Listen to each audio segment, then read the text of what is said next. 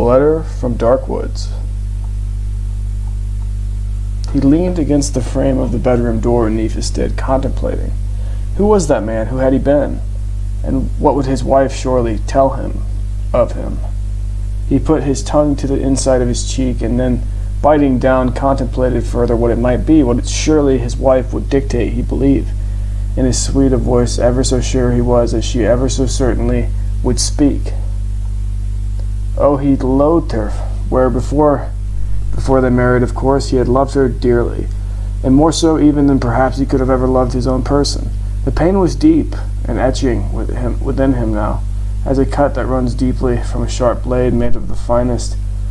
Oh, and she was the finest woman he had ever known. He knew. It was a tragedy, it was. Unfortunate, he thought quietly to himself. Unfortunate indeed. When she arrived to the bedroom, she found him there. Neefus, leaning against the doorframe, which was carved in an elegant design of some kind, which neither of the two had ever bothered to look upon, and which neither cared for. And in that moment alone, Neefus knew that his wife suspected nothing of his plan. So he continued to plot as she walked forward and questioned him, asking why it was he was standing as he was in the hall, and quickly, and in his normal fashion, he answered each of her questions. There were but a few. Why aren't you in the bathroom, dear? Or bedroom, dear? Why are you out here instead? Why don't you? And it was all that Neefus could do not to strangle her right there. His name was Neefus Ramulus. He was a lord if he wished it, though he had not chosen that life, but instead to marry this woman, his wife, the Mrs. Gwyneth Tolsey, who yet called herself Mrs. He despised her with every bone in his aching body and his skeletal frame. He thought surely, and of the course would collapse therein himself, and he would fall to the ground in a steaming soup, which he would surely have to clean up somehow, despite his own death, as did dictate that Mrs. Gwyneth, so sweetly she was. Perhaps he would kill her tonight, he thought to himself, just to spite her, and damn himself. He did not care. But then his senses finally returned to him. No, he thought, he must wait. Of course he must wait. He breathed in deeply through his nose and let out a loud sigh, audible down the hall through his quivering lips.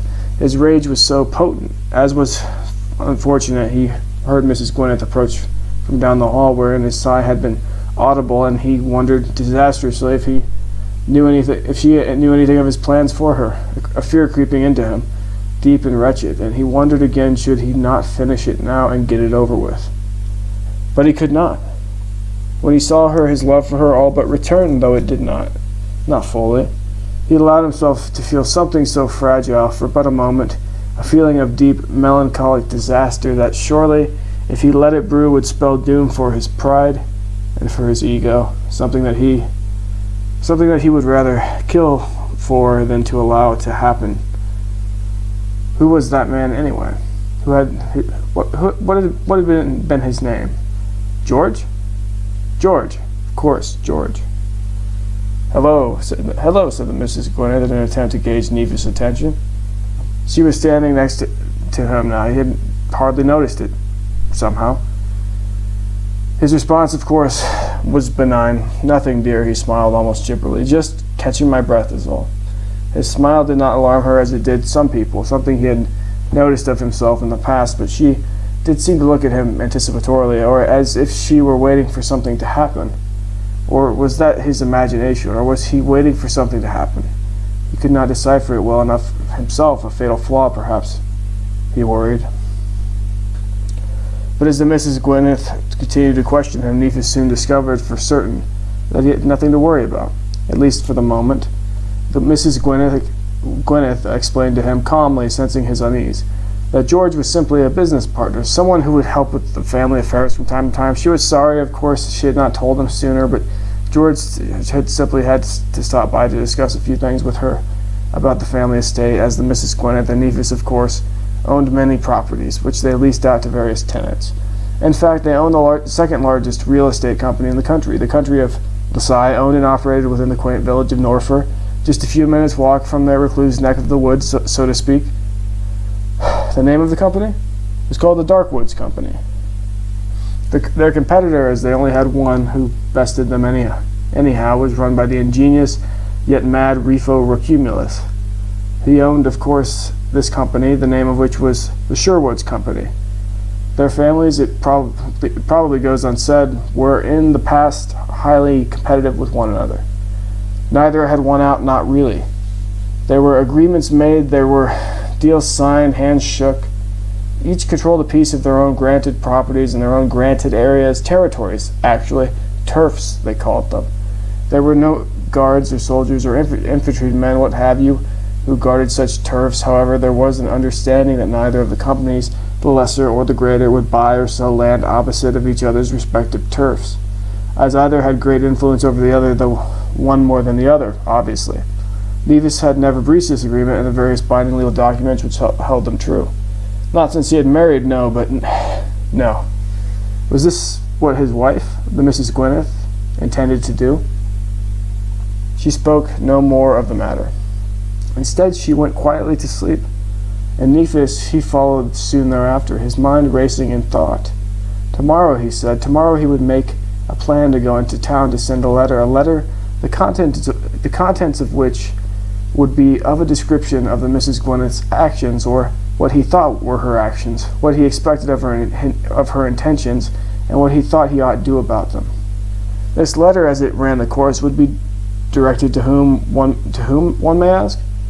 Of course it would be directed to the Mr. Rifo Rocumulus, who would surely take an interest. Soundly did Neefus sleep that night, his own intentions clear, if only to himself. Perhaps even, he thought with some hope and glee, he might not have to kill the Mrs. Gwyneth after all, though he deeply wanted to. Perhaps Mr. Rocumulus would do it for him, but no, he would have to be the one to do. Was he getting ahead of himself? He wondered this cautiously. Would Mr. Rocumulus even want to help him, and what if he didn't? Worried now, Neefus did not sleep for a time, but making up his mind about what he would do the following day, he returned soundly and quietly to sleep, laid beside the Mrs. Gwyneth solemnly, who lay stiff as a corpse. When he awoke, the Mrs. Gwyneth was nowhere to be found.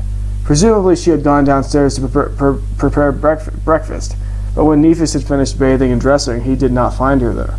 Scratching the crown of his head, which was balded slightly, though not yet very noticeable, he placed a casual hat on top of his head and braced an overcoat to help him against the cold weather. It was October, after all, and the rain was torrential, or as far as he was concerned, that's what it was.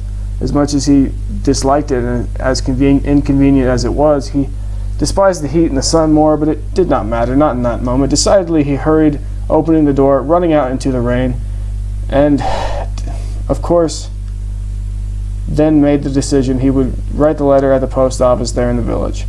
He had to get the word out. He was in such a hurry. Of course, by the time that he arrived to the post office, he had just decided to write the letter vaguely. That is, he did not go into the details of his issues with the Mrs. Gwyneth or his personal issue with her, but rather focused only on the business and mentioned only briefly that there was a potential problem with their turf agreements. Nothing major, he assured the man, mad as he was, and he as well, the two of them, but something that did require some attention. Finishing his letter there at the table within the post office, with ink and quill, he dried, folded, and sealed it, paying the clerk behind the counter one button, as they were called, a gold coin worth more than the man made in 3 months' time. His name was Eric's, but it was unimportant so long as he kept his mouth quiet and shut. Neefus was sure that he would, and, thanking the man properly, he walked gingerly out of the post office. Recalling the letter, he recounted back to himself what it had read. To Mr. Rocumulus, it does concern you and the two of us, you see, that there be issues concerning the turf agreements. Nothing pressing, of course, however, it is best to divide the problem and behind before it securely finds that we all fall prey to its wide and potentially toothy jaws. Signed, Neefus Erickson. Rather, Neefus Romulus.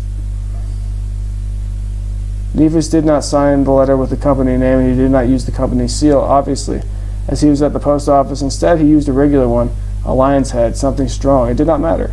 What mattered was that the message was delivered. And as he exited, he was filled with a sort of delight that somehow this man might help him to destroy the Mrs. Gwyneth, but unfortunately there were other problems afoot. He heard but the shrillest of screams as he exited. When the door slammed behind him, as it was a heavy door, it was not its thud rendered by a nervous pull that did quake him to his core. No, it was something else. A woman, dead. Neefus stared at her body still on the street and watched as her sister and a few others, or cousins, whomever, he did not know the family, huddled around the body. Neefus noted that she had bled out. A look of shock on his face, he turned and quickly walked away and back towards the house, secluded away and secure. A woman dead, he thought to himself, and though he wondered what had come to pass with her, he obviously had not stuck around. He was sure he would hear about it from the town crier or whomever else. It did not concern him. What concerned him, of course, was that 2 women lie dead in the small, poor village of Norfolk. Perhaps even, he thought slyly, this dead woman could aid him to place the second.